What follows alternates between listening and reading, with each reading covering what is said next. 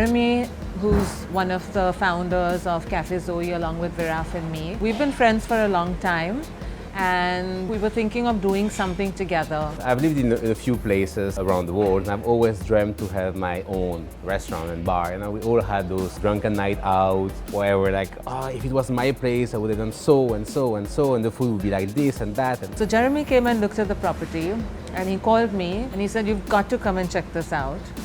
So I came, we saw it, I was like, this is amazing. He's like, let's take it, let's take it. I said, what will we do? Let's open a restaurant, come on Taru, let's do it. And that's really how Café Zoe came about.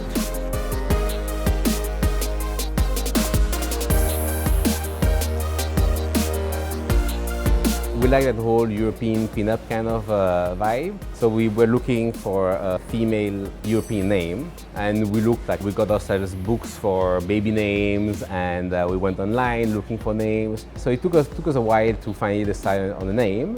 And Zoe was short, easy to remember. You can't really shorten it because that's what a lot of people do here. So we wanted Café Zoe to stay Café Zoe. And yeah, I think it's pretty much worked its magic in terms of people remembering the name and being able to pronounce it.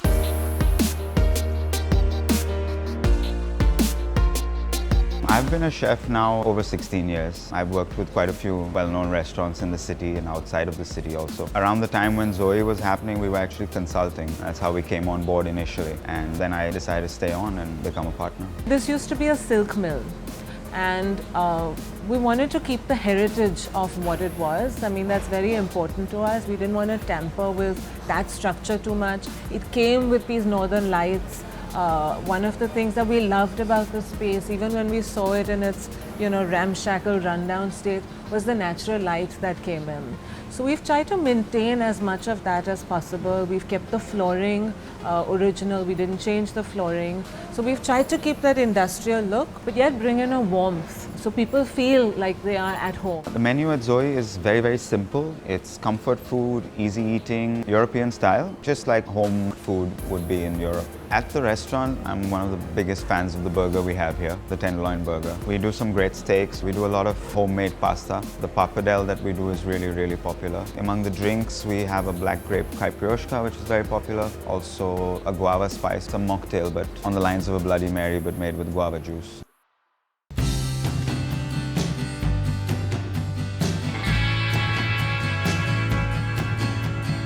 Everything in this restaurant has been handpicked by Jérémie, Viraf and me, whether it's the upholstery, whether it's the little knickknacks around the place. The photographs that we have on the wall have been taken by my husband and by Jérémie.